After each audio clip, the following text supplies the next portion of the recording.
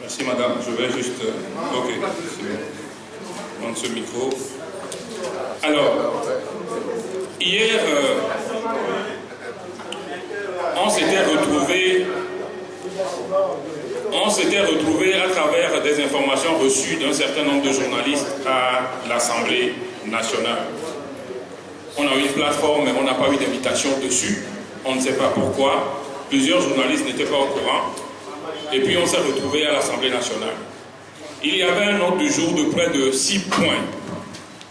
Mais sur tous les points, lorsqu'on passe sur les points, ils disent il n'y a aucun dossier, il n'y a aucun contenu. Et puis on est tombé sur la nomination des membres de la CENI. Comme s'ils ont meublé tous ces points vides, ils savaient que le dossier n'était pas là. C'était pour nous flouer, pour nous amener à la nomination des membres de la CENI. Et puis dès qu'il ouvre la séance sur la nomination des membres de la CENI, il dit qu'il y a un problème de l'UFC qui n'est pas réglé, c'est le président de l'Assemblée nationale, et que le comité de suivi ne l'a pas réglé. Nous, on a répondu, la décision du comité de suivi est claire. Il dit 8, que la coalition avance 8, laissez-nous désigner les 8. Et puis il suspend et il demande une concertation. On va en concertation, lui entouré de son bureau, moi, Maître Dobros qui pilote notre concertation, et puis le professeur Boguet.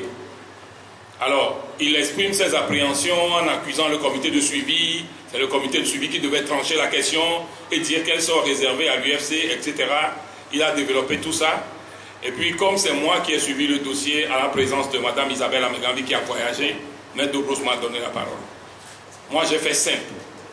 J'ai situé les choses. J'ai dit d'abord, il y a eu une décision de la CEDEAO.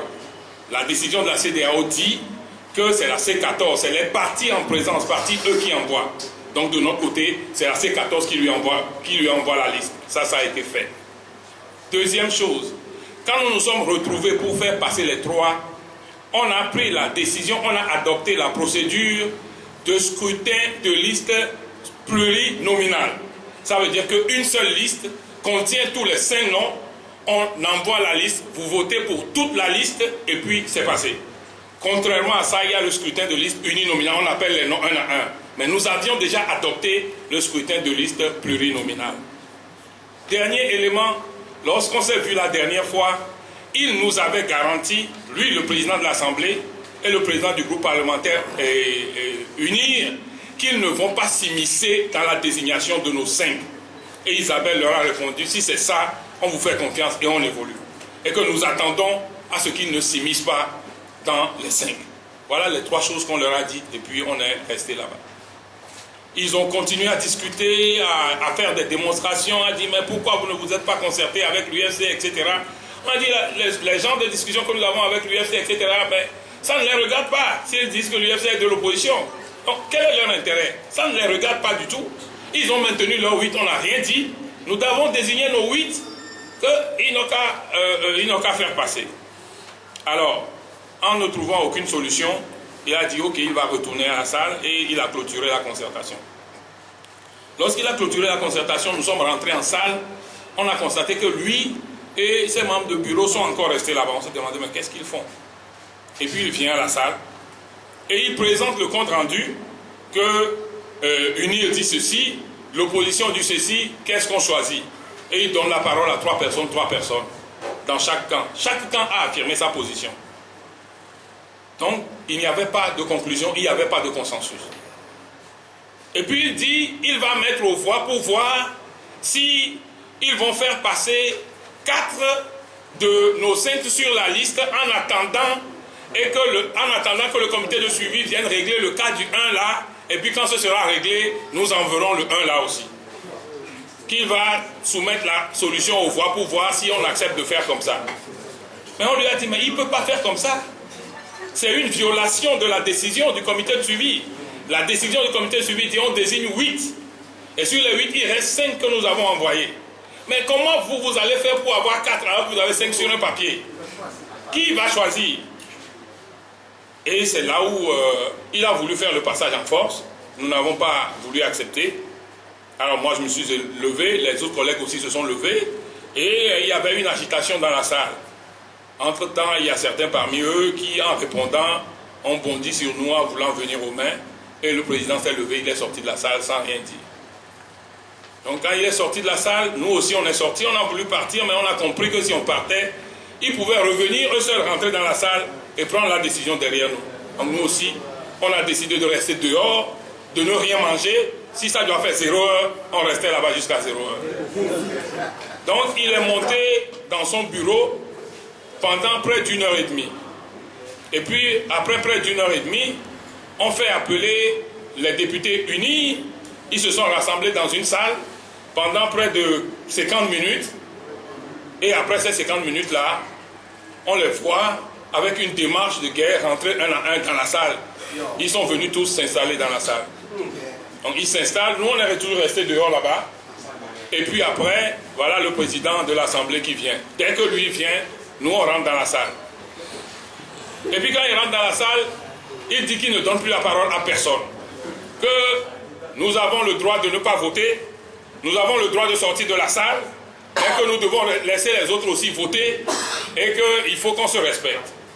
Et que lui continue sa procédure. Maître Dobrousse a tempêté en disant qu'il devait réagir. Il a donné la parole à Maître Dobrousse qui a réagi, mais le président n'a voulu rien écouter. Et puis après, c'est Mme Koupoupa qui n'était pas là, qui est venue et qui a levé la main. Et Mme Koupoupa a déclaré qu'elle donne sa démission de sursaut et rejoint le groupe ADI et que ça change toute la donne. Alors, le président a voulu continuer. Le professeur Gogué lui a dit, mais Mme Koupoupa, avec la déclaration que Mme Koupoupa vient de faire, ça change toute la donne. Ça veut dire que le processus doit être adopté, on doit retourner en concertation. Le président dit, oui, c'est vrai que ça change toute la donne, mais je continue.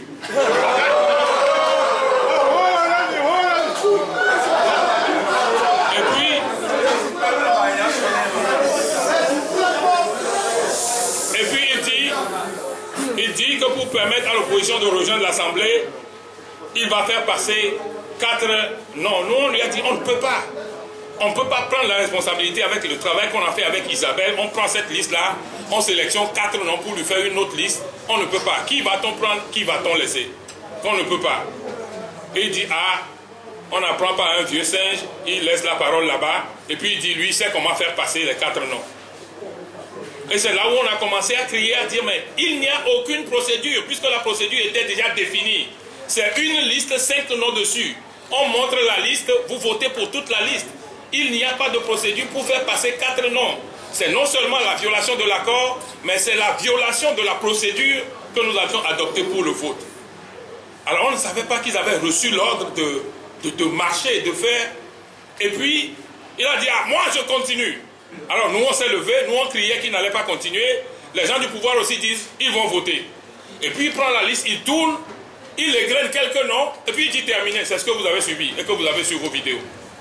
Il dit c'est terminé, et puis il lève la séance et on part. C'est après dans les médias officiels et chez vous qu'on a appris qu'ils avaient élu, ils disent qu'ils ont choisi 4 personnes. On ne sait pas qui a voté pour qui, on ne sait même pas où le vote s'est passé. Voilà un peu ce qui s'est passé à l'Assemblée nationale hier. Pour faire court du jamais vu dans aucune assemblée. Tout ce qui s'est passé dans les autres assemblées, là même où les gens sont venus aux mains, mais qu'un président de l'Assemblée en vienne là, ça a du jamais vu. Voilà, pour faire court. En faisant le point pour les députés indépendants, le professeur Dr Campatib l'avait demandé. À partir du moment où la donne change, on doit arrêter, retourner en concertation.